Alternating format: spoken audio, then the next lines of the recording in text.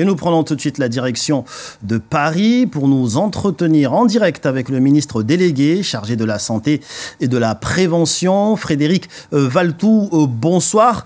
Alors, plus d'un mois après le primo-patient, le nombre de cas à Mayotte se multiplie. 26, 13 nouveaux cas en 2 jours et maintenant des cas autochtones. À courte échéance, une épidémie est-elle à redouter à Mayotte ? D'abord, bonsoir. Merci de votre invitation. Je voudrais vous dire qu'aujourd'hui, la situation, elle est sous contrôle, elle était attendue et l'État s'y prépare avec l'ARS, avec le préfet, avec le centre hospitalier et les choses sont suivies depuis Paris. On constate ce soir 35 cas effectivement de malades qui touchés par le choléra, mais on continue ce qu'on a déployé depuis plusieurs semaines, c'est-à-dire des opérations de prévention d'un côté pour faire passer effectivement les bons messages. Le choléra s'attrape si on ne fait pas attention à l'eau que l'on boit et qu'on ne boit pas de l'eau potable. Le choléra peut s'attraper si effectivement il s'attrape par les mains et si effectivement on n'est pas attentif à l'hygiène. Et donc il faut en permanence toujours veiller à se laver les mains, à avoir les mains propres. Et puis ensuite il y a des opérations de vaccination depuis plusieurs semaines qui font qu'aujourd'hui près de 3400 personnes ont été d'ores et déjà vaccinées à Koundou et effectivement c'est suivi par le déploiement aussi de réservistes. Aujourd'hui même est arrivé à Mayotte 18 réservistes sont arrivés en plus des 49 qui depuis quelques semaines sont déjà présents et donc c'est 67 personnels de santé supplémentaires, médecins, infirmières qui sont sur place pour permettre de suivre effectivement le développement du choléra et prendre en charge ceux qui sont touchés. Alors, vous parlez de plus de 3000 vaccinés à Koungou ces derniers jours. Alors, où trouver ces doses nécessaires et est-ce que vous pouvez reproduire ce plan de vaccination de plus grande ampleur dans les jours à venir ?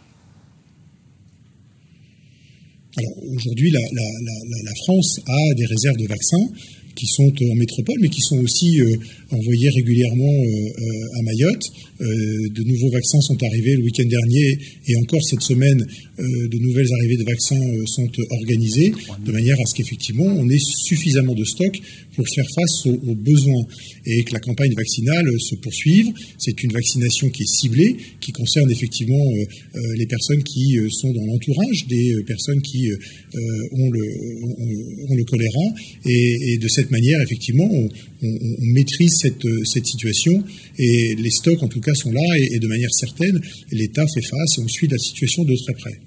Et est-ce que l'hôpital a encore les capacités à pouvoir prendre en charge les patients à venir du choléra ?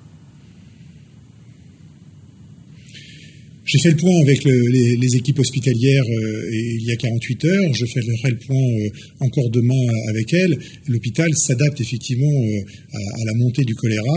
Il y a des lits et des services qui ont été dédiés. Il y a 34 lits aujourd'hui qui ont été ouverts pour une vingtaine de patients pris en charge. Et donc, on peut encore accompagner la montée en puissance.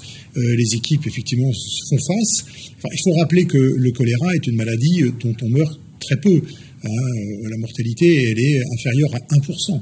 Et que quelqu'un qui attrape le choléra, il suffit qu'il soit bien réhydraté, qu'il prenne l'antibiotique qui aujourd'hui est administré, et je veux dire, au bout de quelques jours, son état va mieux. Ceux qui sont amenés à l'hôpital sont effectivement ceux qui ont besoin d'une réhydratation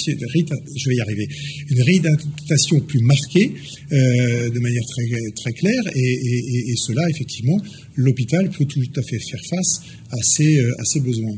Alors, monsieur le ministre, à 70 km de Mayotte, l'île d'Anjouan a enregistré plus de 2500 cas de choléra. Comment empêcher l'introduction ou l'importation de cas de choléra par voie maritime ? Quel dispositif prévu pour l'empêcher ? Alors sur le choléra, on fait face à une poussée du choléra, dans toute l'Afrique australe. et ça n'est pas réservé uniquement ni aux Comores ni à Mayotte. Et on voit cette poussée du choléra dans la corne de l'Afrique, dans l'Afrique australe. L'OMS d'ailleurs, et je me suis entretenu avec le directeur général de l'OMS il y a quelques jours, nous avons parlé effectivement du choléra à travers le monde et de la manière dont l'OMS aussi fournit des vaccins et lutte contre cette épidémie. Moi, je serai la semaine prochaine à Mayotte, le 9 et le 10 mai, parce que je veux venir effectivement d'abord soutenir les équipes, aller me rendre compte moi-même de l'efficacité du dispositif et de la réponse qui a été mise en place, c'est-à-dire effectivement des centres de détection qui ont été mis en place notamment à Koundou et qui permettent là aussi de mieux accompagner la population. Et donc ce voyage permettra d'ajuster là encore, s'il en était nécessaire, un dispositif qui est vraiment, je vous le dis, suivi chaque jour avec les autorités sanitaires locales, mais aussi avec le ministère de la Santé, la Direction générale de la Santé, ici depuis Paris. C'est nous qui ajustons les effectifs, effectivement, de réservistes qui sont envoyés sur l'île. Alors vous annoncez une arrivée la semaine prochaine. À quoi devons-nous nous attendre ? Il faut être clair, on ne va pas se mentir.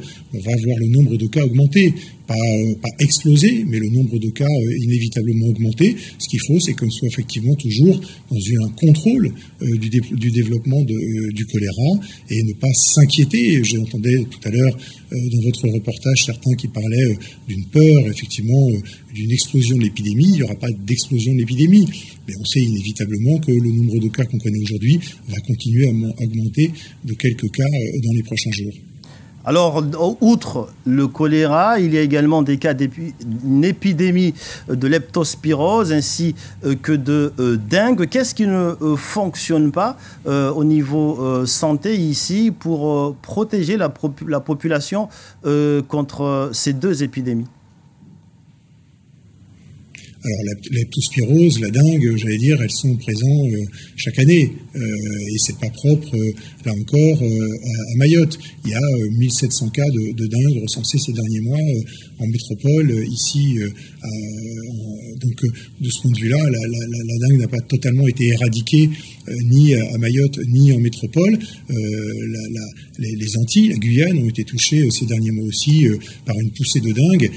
C'est habituel, ce sont des épidémies saisonnières et qui sont toujours maîtrisées là aussi, suivies, repérées, maîtrisées, encadrées et les gens qui effectivement sont touchés sont pris en charge par les services sanitaires. Donc il n'y a pas de poussée plus dramatique que ça, plus grave que ça, plus exceptionnelle que ça aujourd'hui constatée à Mayotte. Alors, Mayotte souffre d'un système de santé fragile. L'offre de soins ne répond pas suffisamment aux besoins de la population. Lors de sa venue à Mayotte en décembre dernier, votre prédécesseur a annoncé un certain nombre de mesures, à savoir des salaires plus attractifs, une formation renforcée des infirmiers. Avez-vous des éléments permettant d'évaluer l'efficacité de ces mesures ? Je veux d'abord rappeler que Mayotte fait l'objet d'un investissement qui est important, puisque la modernisation du centre hospitalier de Mayotte, c'est 242 millions d'euros, qui fait sans doute un des plus importants aujourd'hui investissements qui est porté en France, d'investissement hospitalier, de modernisation d'un hôpital. Et ça, il faut le souligner, c'était un effort massif de modernisation de l'offre hospitalière. Et puis, il y a effectivement l'engagement du président de la République sur un deuxième hôpital qui est toujours en étude et en réflexion, mais qui reste un objectif qui se fera. Et quand je viendrai effectivement à Mayotte la semaine prochaine, j'aurai l'occasion, avec les autorités locales, avec les autorités sanitaires, de refaire un point plus général et rentrer dans peut-être plus de détails sur l'accompagnement des hospitaliers. Mais Mayotte bénéficie de toutes les mesures dont ont bénéficié l'ensemble des hospitaliers français ces derniers mois. Je pense par exemple à la revalorisation du paiement des gardes et des services de nuit. Donc, de ce fait-là, il n'y a pas de particularité mahoraise qui ferait que Mayotte serait oubliée par rapport aux dispositifs qui sont mis en place partout en France. Monsieur le ministre délégué Frédéric Valletoux, merci d'avoir accepté de répondre à nos questions dans ce direct. Merci beaucoup. Merci également aux équipes de Malakoff d'avoir assuré ce